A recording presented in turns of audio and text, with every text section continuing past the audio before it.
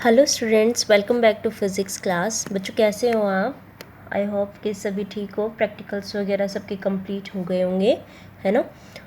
सभी उसमें CBLU के उसमें आपका कोई सा भी कॉलेज हो, आदर्श कॉलेज या ये government college, MNS college, Rajiv Gandhi college, सभी के अंदर मोस्टली में प्रैक्टिकल स्टार्ट हो गई थी और अब हमारी ओवरव्यू होने वाली है, तो इसीलिए मैंने बीच में आपके लेक्चर्स भी नहीं डाले थे। तो अभी हम दोबारा से इसको कंटिन्यू कर रहे हैं। देखो इसके अंदर क्या है आपका, हम कहाँ पे BSc 6 सेमेस्टर के पेपर 1 यानी कि atomic molecular and laser physics में मॉलिक्यूलर स्पेक्ट्रा पढ़ रहे थे। मॉलिक्यूलर स्पेक्ट्रा के अंदर रोटेशनल हमने कंप्लीट कर लिया था स्पेक्ट्रा। वाइब्रेशनल हमने सिंपल हार्मोनिक ऑसिलेटर के लिए कर लिया था, राइट। अब हार्मोनिक ऑसिलेटर के लिए आपको अगर ध्यान हो तो वहाँ पे हमारी क्या आती है, ओनली वन फ्रिक्वेंसी आती है। जैसे आप ट्रांजिशन करवा रहे थे ना, जैसे वेव नंबर आपने कोई ले रखा है, ठीक है, तो एक पर्टिकुलर V की वैल्यू के लिए आपका क्या आ रहा था, वहाँ पे एक ही वेवलेंथ आएगा, क्योंकि आपका जो फॉर्मूला था वो कितना था आपका, जैसे आपका जो एनर्जी है वहाँ पे वो कितनी थी, V प्लस में हाफ आपकी कितनी थी, hν थी, है ना, यही थी ना हमारी। और अगर हम वेव नंबर के फॉर्म में उसको बताते हैं या पर सेंटीमीटर या वेव नंबर के फॉर्म में बताते हैं तो वो हमारे पास V/c ν/c V प्लस में हाफ हमारी हो गई थी, ठीक है। मैं उसको लिख के भी बता देती हूँ कि जो हमारी एनर्जी थी बेटा वो कितनी आ रही थी, V प्लस में हाफ hν की फॉर्म में थी, और ओमेगा की फॉर्म में लिखेंगे तो h कट ओमेगा हो जाएगा, ठीक है। आपको पता है अगर इसको वेव नंबर की फॉर्म में लिखते हैं तो इसको hc से डिवाइड करना पड़ता है, h आपका कैंसिल हो जाएगा और ये आपका वेव नंबर की फॉर्म में g से रिप्रेजेंट किया जाएगा, राइट। तो ये कितना हो जाएगा आपका V/c क्या है, ν/c आपका क्या है, मतलब वेव नंबर की फॉर्म में हम उसको ओमेगा W से डिनोट कर रहे हैं, W, और ये कितना हो जाएगा, V प्लस में हाफ हो जाएगा, ठीक है। ये क्या है आपका वेव नंबर, किसका, आपका वाइब्रेशनल स्पेक्ट्रा के लिए, ठीक है। अब यहाँ पे V की वैल्यू एक पर्टिकुलर आप पुट कर रहे हो तो एक ही फ्रीक्वेंसी के ऊपर आपका बैंड जो है वो यहाँ पे नज़र आ रहा था, ठीक है। ये किसके लिए था, जब आपने वाइब्रेशनल स्पेक्ट्रा को यूज़ किया था। और आप क्या कह रहे थे, वाइब्रेशनल स्पेक्ट्रा के बारे में बता रहे हो हार्मोनिक ऑसिलेटर को लेके, ठीक है। अब इसके लिए जब हम हार्मोनिक ऑसिलेटर के लिए लेके चलते हैं तो आपको पता है हार्मोनिक ऑसिलेटर HCl भी तो शो कर सकता है, ठीक है, HCl शो कर सकता है, लेकिन इसके अंदर क्योंकि वाइब्रेशनल स्पेक्ट्रा कहाँ आ रहा है, नियर इंफ्रारेड उसमें, ठीक है। नियर इंफ्रारेड के उसमें अगर HCl का बैंड देखें तो वहाँ पे जो हमें बैंड नज़र आता है बेटा वो हमारा एक पीक जो कि आपकी 2885.9 पर सेंटीमीटर वेव नंबर के ऊपर आपको नज़र आता है। लेकिन अगर हम इसको और ध्यान से देखें तो इंफ्रारेड रीजन के अंदर इसके और बैंड्स भी बनते हैं। वो बात अलग है कि वो कैसे हैं, आपके वीक आपके बैंड बनते हैं, वीक आपका इसके अंदर एब्जॉर्प्शन बैंड्स जो हैं वो भी नज़र आते हैं, ठीक है। तो अगर हम उनको भी कंसीडर करके चलें तो इसका मतलब क्या हुआ, ये जो HCl है इसको हम किस उसमें जो हम हार्मोनिक बता रहे थे, ये अगर वीक वाले भी कंसीडर करोगे तो एन हार्मोनिक ऑसिलेटर हो गया, यानी कि एक फ्रीक्वेंसी नहीं दिखा रहा ना, अब और भी फ्रीक्वेंसी के बारे में जो आपके किसके वेव नंबर के उसमें पर सेंटीमीटर में जो फ्रीक्वेंसी उसमें आ रही थी वो और एब्जॉर्प्शन बैंड को भी शो कर रहा है। अगर औरों को उसमें भी वो एब्जॉर्प्शन बैंड को शो कर रहा है, इसका मतलब तो क्या हुआ कि हमारे पास जो हम इसके अंदर बता रहे हैं वो आपके जो है मतलब हार्मोनिक नहीं एन हार्मोनिकसिटी को भी जनरेट करेगा, और वो फैक्टर भी हमें इसके अंदर इंक्लूड करना पड़ेगा, है ना। तो अब हमें क्या करना पड़ेगा, हेडिंग डाल लीजिए कि वाइब्रेशनल स्पेक्ट्रा आपका किसके केस के लिए, आपका कौन से केस के लिए बेटा हो गया यहाँ पे, एन हार्मोनिक ऑसिलेटर के लिए, जिसकी एक फ्रीक्वेंसी नहीं ज़्यादा आए तो आप कौन सा फैक्टर इसमें इंक्लूड करोगे। तो अगर वो इंक्लूडिंग फैक्टर है उसके अंदर क्या कोई ऐसा केस हो सकता है कि अगर कुछ आपकी कंस्ट्रक्शन रिस्ट्रिक्शंस उस पर लगा दो तो आपका दोबारा वहाँ पे क्या करो, आप हार्मोनिक ऑसिलेटर को दोबारा प्रोड्यूस कर सकते हो क्या, ठीक है। तो यही सारी चीज़ें हमें आज इस चैप्टर के अंदर आपके इस टॉपिक के अंदर डिस्कस करने हैं, राइट। तो आप यहाँ पे हेडिंग डाल लीजिए वाइब्रेशनल स्पेक्ट्रा किस केस के अंदर बेटा, एन हार्मोनिक ऑसिलेटर। अब हमें एन हार्मोनिक ऑसिलेटर के केस में करना है, ठीक है। तो हम बता देते हैं कि हमने ये कहा था कि हार्मोनिक के केस के अंदर एक फ्रीक्वेंसी हमारी आती है, ठीक है। लेकिन जब हम इसके केस में देखते हैं HCl के अंदर, तो जब मतलब वीक एब्जॉर्प्शन बैंड भी मिलते हैं, तो इसका मतलब क्या है कि हर ऑसिलेटर जो है वो हार्मोनिक नहीं होगा, एन हार्मोनिक ऑसिलेटर भी आएगा। अगर एन हार्मोनिक ऑसिलेटर है तो जो हमने वहाँ पे, आपको याद हो कि जब आपने उसका वाइब्रेशन देखा था पर्टिकुलर उसमें, तो वहाँ पे आपने क्या किया था कि M1 जैसे यहाँ पे है और M2 आपका यहाँ है, इन दोनों के बीच का डिस्टेंस आपका R था, तो इसको इक्विलिब्रियम पोजीशन पे जो रोटेट कर वो कर रहा था, वाइब्रेट कर रहा था, वो मैंने R0 मांगना था। तो जो हमारा फोर्स कांस्टेंट इसके अंदर आ रहा था, फोर्स जो इसके अंदर रिस्टोरिंग फोर्स आपका अराइज हो रहा था, अब वो हमारा डायरेक्टली प्रोपोर्शनल था हमारे R माइनस R0 के। और जो पोटेंशियल आया था बेटा वो किसके इक्वल आया था, हाफ ऑफ के एक्स का स्क्वायर, एक्स अपना और कुछ नहीं, R माइनस R0 को ही तो माना था मैंने, इसी को ही तो मैंने एक्स कंसिडर कर लिया था बाद में कि जब मैंने इसको खोला तो F is equal to minus में के R माइनस R0 को मैंने एक्स कंसिडर कर लिया था, ठीक है। लास्ट जो आपका वो था, तो आपने देखा हो, अगर इसे पहले आपने जिस भी बच्चे ने नहीं किया है तो एक बार उसको कर लेना, पहले वो करना, उसके बाद आप एन हार्मोनिक ऑसिलेटर के ऊपर आना, ठीक है बेटा। तो पहले आपको हार्मोनिक ऑसिलेटर करना है, उसके बाद एन हार्मोनिक ऑसिलेटर करना है, ठीक है। तो चलिए इसके लिए लिख लेते हैं कि in harmonic oscillator model of diatomic molecule, only one frequency in near infrared region या absorption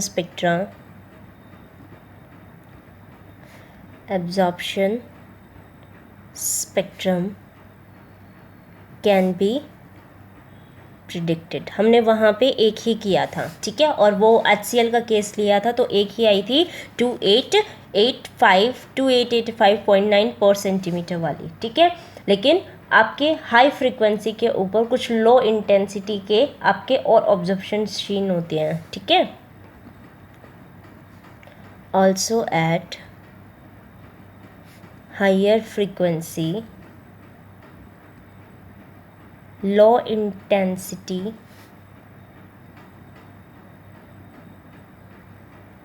absorption are seen.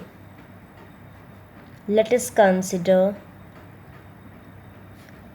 the example of HCl, ठीक है। HCl के अंदर near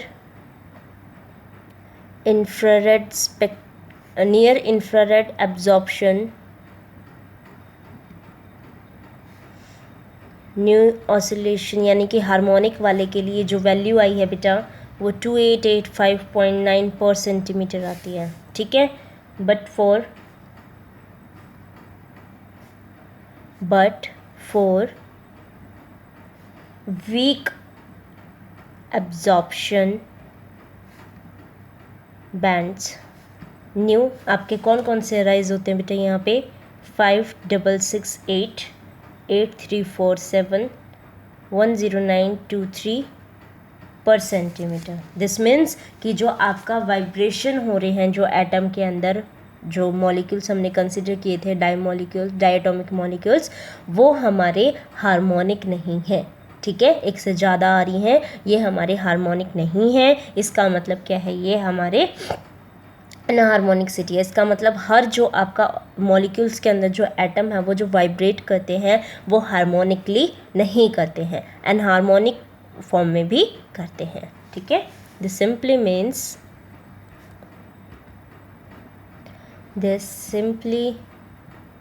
means that vibrations of atom in a molecule are not always harmonic, ठीक है, वो हमेशा अपना हार्मोनिक नहीं रहता। अब अगर वो हार्मोनिक नहीं है, एनहार्मोनिक केस में है, तो जो पोटेंशियल फंक्शन आपने कंसिडर किया था वहाँ पे v is equal to half k r minus r not का स्क्वायर, वो भी अपना चेंज हो जाएगा। ठीक है, तो हमें इसके अंदर लिखना पड़ेगा, और इसके साथ ही so the vibrations don't come out to be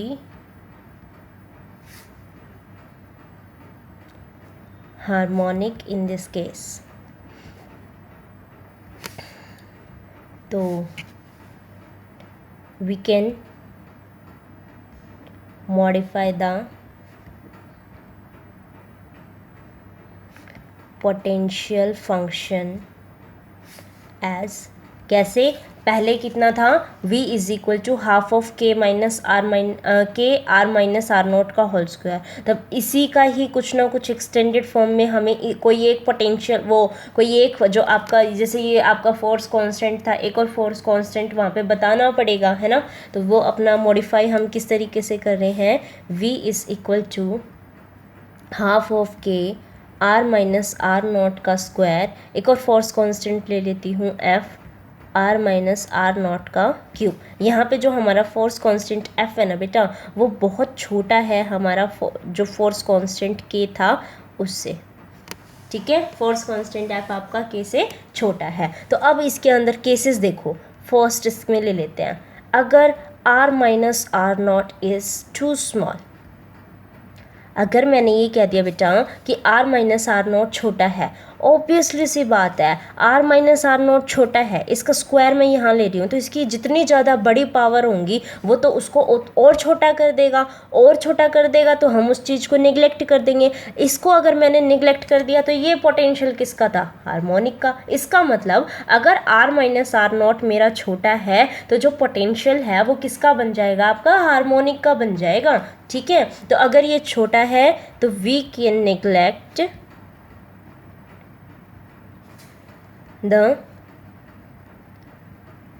second term and vibration is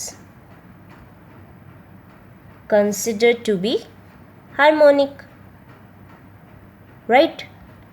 अब क्या कर रहे हैं, सेकेंड केस के अंदर मैं ये भी तो मान सकती हूँ कि जो हमारा r था, यानी कि m1 m2 डायटोमिक मॉलिक्यूल्स के बीच का डिस्टेंस माइनस में जो इक्विलिब्रियम पोजीशन के ऊपर वो रोटेट कर रहा था, वो हमारा क्या है, छोटा नहीं है, वो ज़्यादा बड़ा है। ज़्यादा बड़ा हो गया तो उसकी क्यूब करो, फोर्थ पावर करो, तो एक फैक्टर तक तो मैं उसको ले ही सकती हूँ। मान लिया फोर्थ पावर में वो और छोटा हो गया, लेकिन इसका एक फैक्टर तो मैं उसके अंदर लूँगी ना। ये सेकेंड टर्म मेरी अभी भी क्या रहेगी, वहाँ पे प्रेजेंट रहेगी। अगर सेकेंड टर्म प्रेजेंट रहेगी, इसका मतलब तो ये किसका था, आपका एनहार्मोनिक का था। इसका मतलब अब जो फंक्शन अगर होगा, अगर ये r माइनस आर नॉट मेरा छोटा नहीं है, बड़ा है, तब आपको क्या करना पड़ेगा, ये एनहार्मोनिक के ऑसिलेटर की तरह बिहेव करेगा। ठीक है, तो ये पोटेंशियल किसका हो जाएगा, एनहार्मोनिक का, अगर r minus r not is large होगा तो। अगर ये लार्ज है तो सेकेंड टर्म हमारी निगलेक्ट नहीं हो सकती है, second term can't be neglected बेटा। सो इस उसमें ये क्या हो जाएगा, so it is considered to be anharmonic oscillator. तो बेटे ये कैसा आपका ट्रीट होगा, एनहार्मोनिक ऑसिलेटर की तरह ट्रीट होगा। ठीक है, अब आपको अगर याद हो, क्या याद हो, कि जो हमने वहाँ पे बताया था हमारे, एक सेकेंड, आपको अगर याद हो तो मैंने आपको ये बताया था कि जो एनर्जी होती है बेटा हमारी हार्मोनिक, उसमें वो एच न्यू v प्लस में हाफ होती है, ठीक है। तो अगर मैं क्या करूँ, इसको c से मल्टीप्लाई और c से डिवाइड कर देती हूँ, तो ये जो होगा वो न्यू बाय c हमारा, इसको हम w लिख सकते हैं ना, तो ये HCW और इनटू में कितना हो जाएगा, v प्लस में हाफ हो जाएगा, ठीक है। और इस w को हम जैसे इसके अंदर कर रहे हैं एनहार्मोनिकसिटी के लिए, इसको दूसरे उसे रिप्रेजेंट कर देती हूँ, तो इसके नीचे e लगा देती हूँ। तो अपना जो फैक्टर बनेगा बेटा वो HC ओमेगा वो WE V प्लस में हाफ हो जाएगा। V वही है वाइब्रेशनल क्वांटम नंबर, ठीक है। तो अब ये फैक्टर आपका कब था बेटा, जब आप ओनली किसको यूज़ कर रहे थे, हार्मोनिक को यूज़ कर रहे थे। लेकिन अब हमें क्या बताना है, जब एन हार्मोनिक उसका केस आ जाता है तो एक और फैक्टर इसके साथ इंट्रोड्यूस होगा। तो इसके साथ इंट्रोड्यूसिंग फैक्टर हम क्या लिखेंगे, ओमेगा ई एक्सी, क्योंकि एन हार्मोनिक कॉन्स्टेंट जिसको बोलते हैं, और ये V प्लस में हाफ का स्क्वायर। जैसे आपको याद हो जब हम नॉन रिजिड बॉडी लेके चल रहे थे तो b को तो मैंने d लिख दिया था, जो j इंटू जे प्लस वन था तो j का स्क्वायर j प्लस वन का होल स्क्वायर लिख दिया था। ऐसे ही यहाँ पे ये जो अपने पास फैक्टर था जो अपना वाइब्रेशनल जो वो दिखा रहा था क्वांटम नंबर के साथ में, जो फैक्टर ये पूरा आता है इसका क्या कर देंगे बेटा, यहाँ पे स्क्वायर कर देंगे, ठीक है। तो सेम आपकी एनर्जी लेवल्स आपकी एन हार्मोनिक ऑसिलेटर के लिए हम यहाँ से ही बना देंगे, ठीक है। ये तो किसके लिए थी अपनी, ये किसके लिए थी, ओनली हार्मोनिक ऑसिलेटर के लिए है, ठीक है। अब अपने को किसके लिए बतानी है, एन हार्मोनिक ऑसिलेटर के लिए बतानी है, ठीक है। तो आप डालिए एनर्जी लेवल फॉर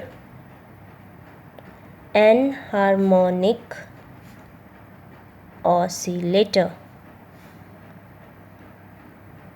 ठीक है। तो वो हमारी कितनी हो जाएगी, वाइब्रेशनल के लिए जो अपनी एनर्जी है बेटा वो हो जाएगी H न्यू HCWE, और यहाँ पे V प्लस में हाफ, माइनस में जैसे D वहाँ पे माइनस में किया था ना, ऐसे ही यहाँ पे omega e x e anharmonic constant, और ये हो जाएगा V प्लस में हाफ का स्क्वायर, ठीक है बेटा। अब term value for anharmonic oscillator, term value निकालनी है एन हार्मोनिक ऑसिलेटर की। तो आप सभी को पता है कि जो टर्म वैल्यू होती है वो क्या होगी, ई की जो एनर्जी जो होती है उसको HC से डिवाइड कर देते हैं। अगर HC से डिवाइड कर दिया तो ये यहाँ से गायब हो गया, ये यहाँ से गायब हो गया, then the remaining term will be WE V plus में half minus omega e x e, and now we have V plus half का स्क्वायर, ठीक है। अब यहाँ पे जो आप ये बता रहे हो कि ये ओमेगा ई एक्सी जो अनहार्मोनिक कांस्टेंट है, ये क्या है, ये अनहार्मोनिक कांस्टेंट जो आया है वो हमारा हार्मोनिक के केस के अंदर जब आता है, इससे क्या होता है, हमेशा छोटा रहेगा लेकिन पॉजिटिव। जैसे आपने वहाँ पे उसका देखा था डिस्टॉर्शन के, उसमें डी का जो अपना आया था, डी अपना जो है वो बी से क्या है,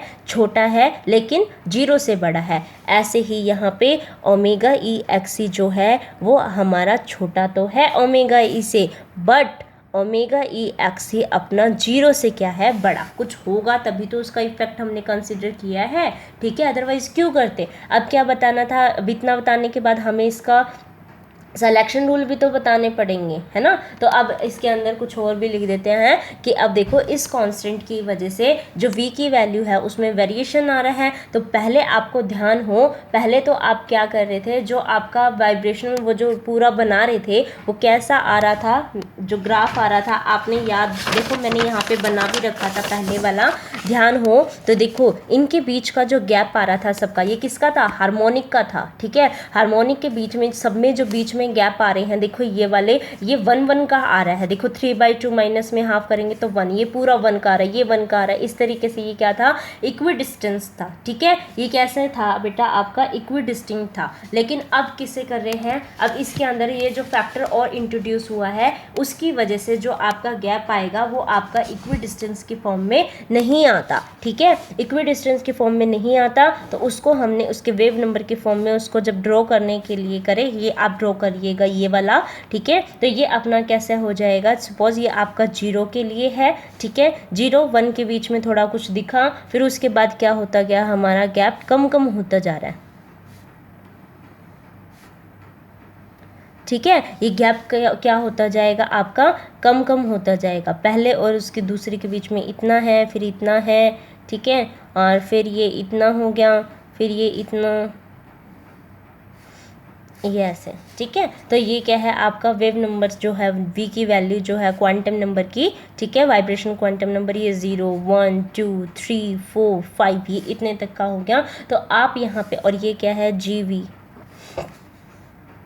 ठीक है। तो ये ओरिजिन के उसमें जैसे आप इसके कर रहे हो, तो आप ये देख रहे हो, ये क्या है आपके vibrational energy level and infrared आपके absorption transition in anharmonic oscillator, ठीक है। ये क्या है आपका वाइब्रेशनल एनर्जी लेवल्स हैं in case of anharmonic oscillator. Anharmonic oscillator के केस में आपका ये आता है, ठीक है।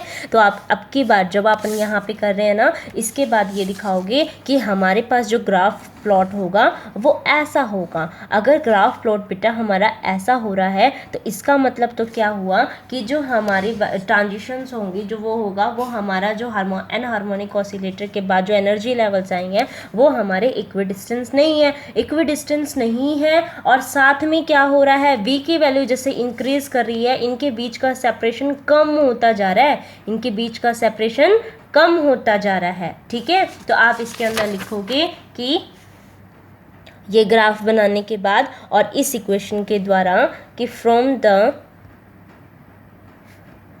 अबव इक्वेशन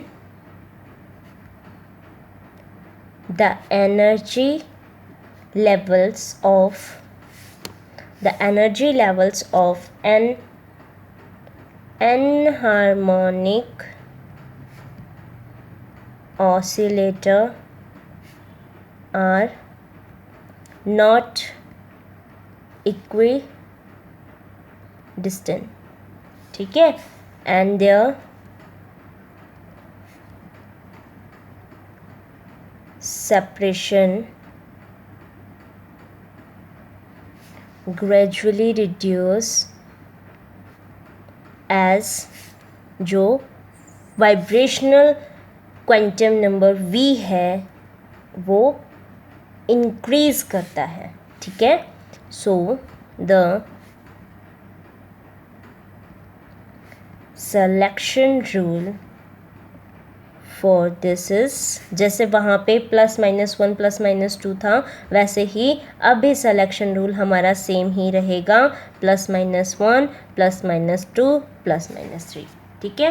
जैसा आपने वहाँ पे देखा था, जो हमारा B और D दोनों केस, रिजिड रोटेटर और नॉन रिजिड रोटेटर दोनों के केस में जो हमारे सिलेक्शन रूल होते हैं वो हमारे सेम रहते हैं। वैसे ही हार्मोनिक का केस लेके चलो या फिर एन हार्मोनिक का केस लेके चलो, सिलेक्शन रूल दोनों में क्या होते हैं, हमारे सेम होते हैं, ठीक है।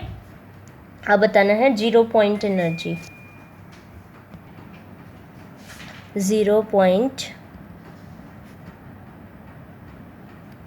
energy for enharmonic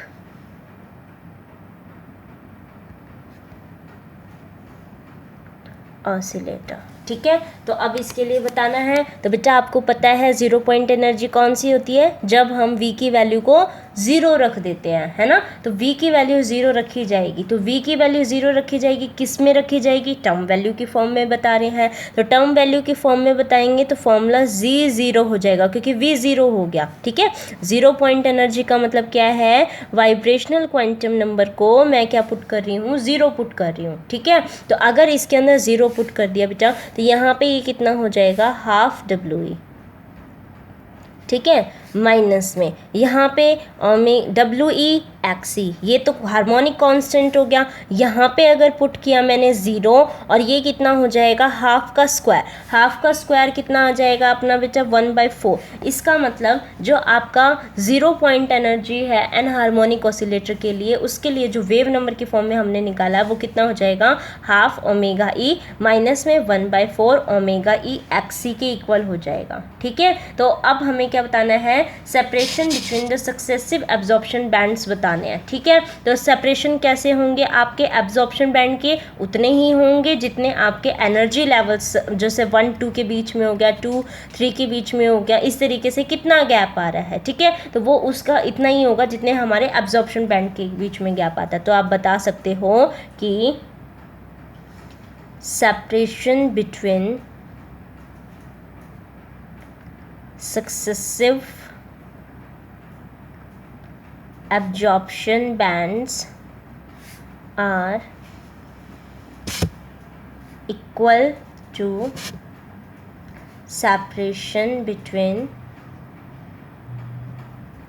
successive energy levels, ठीक है। इनके ही इक्वल आ जाएंगे। अब हमें ये पता होना चाहिए इसके अंदर, जैसे आपका ये इसके इक्वल आ रहा है तो हम दो उसके एनर्जी लेवल्स को बता भी सकते हैं। कैसे हम दो को बता सकते हैं उनके बीच का वो लेके, तो मैंने एक ले लिया आपका V+1 वाले पे और दूसरा ले लिया मैंने आपके V वाले पे, ठीक है। तो ऐसे इनके बीच का जो होगा वो क्या आएगा, आपका गैप आ जाएगा, जो भी जितना आएगा तो वही आपके एब्जॉर्प्शन बैंड के भी बीच में गैप आ जाएगा। अब ये कह रहा है V+1 वाला करना है, ठीक है। V+1 के लिए अगर करेंगे तो जैसे आप इसको सॉल्व करोगे तो आपके पास क्या रिजल्ट आ जाएगा, WE माइनस WEXE माइनस में 2WEXE और एक V यहाँ पे बच जाएगा, ठीक है। इसको सॉल्व करोगे ना वैल्यू पुट करके तो ये रिजल्ट आ जाएगा। अब अपने को क्या बताने हैं, इसके अंदर 3 एब्जॉर्प्शन बैंड्स बताने हैं, ठीक है। कितने बताने हैं, 3 एब्जॉर्प्शन बैंड्स इसके अंदर आते हैं, एक तो फंडामेंटल और 2 आपके ओवरटोन के फॉर्म में, ठीक है। तो 2 ओवरटोन के फॉर्म में आते हैं, तो जिसको हम फर्स्ट ओवरटोन और सेकेंड ओवरटोन बोलते हैं। तो आप लिखोगे कि फर्स्ट 3, हमें पहले 3 बताने हैं इसके अंदर absorption bands. First 3 absorption bands आपका जहाँ पे जो V है वो कितना हो गया, V1 हो गया। तो V एब्जॉर्प्शन कितना हो जाएगा आपका, ω/E 1 माइनस में 2XE, ठीक है। उसके बाद सेकंड ट्रांजिशन जो करते हैं जिसके ऊपर आपकी V की 2 की उसमें हो गई, ठीक है। सेकंड वाले की उसमें जैसे 1 से 2 के बीच में गैप हो गया तो वो पहली हो गई, फिर 2 से पहले के बीच में हो, 3 से 0 जैसे 1-0 के बीच में हो गया तो ये फंडामेंटल हो गया, ठीक है। 2 से 0 के बीच में हो गया तो ये सेकेंड वाला हो गया, फर्स्ट ओवरटोन हो जाएगा, ठीक है। इस तरीके से ये ट्रांजिशन की हुई हैं। इस टाइम पे जो एब्जॉर्प्शन बैंड आता है वो 2ω/E। अब जैसे यहाँ पे देखो ये 1 - 2 था, ठीक है, यहाँ पे 1 था, मैंने ये 2 कर दिया तो 2 से नेक्स्ट आएगा कितना, 3XE। ये मैंने आपको एक ट्रिक बताई है, जैसे आप बोल सकते हो इसको, ठीक है। तो ऐसे ही तीसरी वाली ट्रांजिशन बोल रही हूँ मैं, यानी कि थर्ड से आपका जैसे 1 से 0 के ऊपर आई तो ये फर्स्ट फंडामेंटल हो गई, फिर 2 से 0 के ऊपर आई तो ये वाली हो गई, फिर 3 से 0 के ऊपर आई तो ये वाली हो गई। तो इस टाइम पे जो आपका एब्जॉर्प्शन वाली वो आई है वो आपकी कितनी हो जाएगी, 3ω। अब यहाँ पे 3 है तो यहाँ कितना हो जाएगा, 4XE, ठीक है। इसको सॉल्व करने की जरूरत नहीं है, आप सीधा लिख सकते हो। तो ये जो हमारी फर्स्ट बैंड आया था, ठीक है, ये जो फर्स्ट बैंड है यहाँ पे फर्स्ट बैंड, इस फर्स्ट बैंड को क्या बोलते हैं, इस फर्स्ट बैंड को क्या बोलते हैं हम, फंडामेंटल फ्रीक्वेंसी, ठीक है। और यहाँ पे जो ये हमारे पास ये दोनों आए हैं, ठीक है, सेकंड वाला और ये थर्ड वाला, ठीक है। इस सेकंड वाले को तो क्या बोलते हैं हम बेटा, इस सेकंड वाले को बोलते हैं फर्स्ट ओवरटोन बैंड, ठीक है। और इस थर्ड वाले को क्या बोलते हैं, इस थर्ड वाले को हम बोलते हैं सेकंड ओवरटोन बैंड, ठीक है। तो यहाँ पे हमारा क्या होता है, आज के लेक्चर के अंदर हमारा पूरा एनहार्मोनिक ऑसिलेटर वाइब्रेशनल स्पेक्ट्रा पूरा कंप्लीट होता है। इसके बाद बस हमारा अब जो रह गया है वो तो आपका रमन स्पेक्ट्रा रह गया है, उसकी क्लासिकल और क्वांटम थ्योरी, ठीक है। मैं सिलेबस आपको शो कर देती हूँ एक बारी, आप भी देख सकते हैं। देखो मैंने सिलेबस शो किया है आपको। सिलेबस के अंदर देखो ज़ीमान इफेक्ट हो गया, नॉर्मल एनोनॉमस हो गया, और जीमन pattern for D1 D2 lines हो गया, सोडियम एटम की पास्चन बैक इफेक्ट हो गया है, सिंगल वैलेंस इलेक्ट्रॉन सिस्टम, बस एक रह गया है weak field Stark effect of hydrogen, बस अपना ये वाला टॉपिक रहता है यहाँ पे, ठीक है। और यहाँ पे spectral line in the different series of alkali spectra, बस ये रहता है, ठीक है। अब इसके अंदर क्या है, discrete set of electronic energies of molecules, quantization of vibrational and rotational energy, main ये वो यही पूछेगा, ठीक है। तो अपने ये हो गए हैं और इनके एनर्जी लेवल्स जो कैसे ड्रॉ होते हैं वो भी हमने कर लिया है, ठीक है।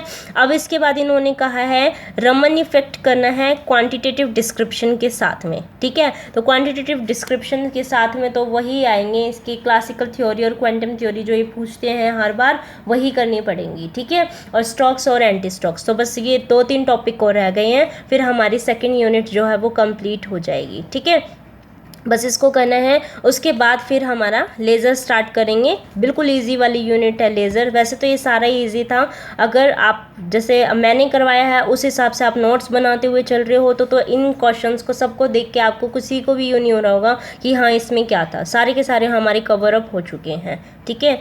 और अब आएगा यूनिट 3, तो मैंने अभी तक इन दोनों यूनिट्स में से एक क्वेश्चन तो हम वैसे भी छोड़ ही देते हैं ना, तुम तो पोर्शन ही छोड़ देते हो, मैंने तो क्वेश्चन ही छुड़वाए हैं, कोई नहीं उसको भी कवर कर लेंगे, एक बार सिलेबस पूरा कंप्लीट कर लेते हैं, ठीक है। उसके बाद हम करेंगे ये वाली यूनिट को, ठीक है। तो बस अब ये 2-3 यूनिट यूँ लगा लो, ये वीक का काम है, इस वीक में ये अपनी सेकेंड यूनिट कंप्लीट हो जाएगी, नेक्स्ट वीक में हम यूनिट 3 स्टार्ट कर देंगे, ठीक है। Thank you for watching this video.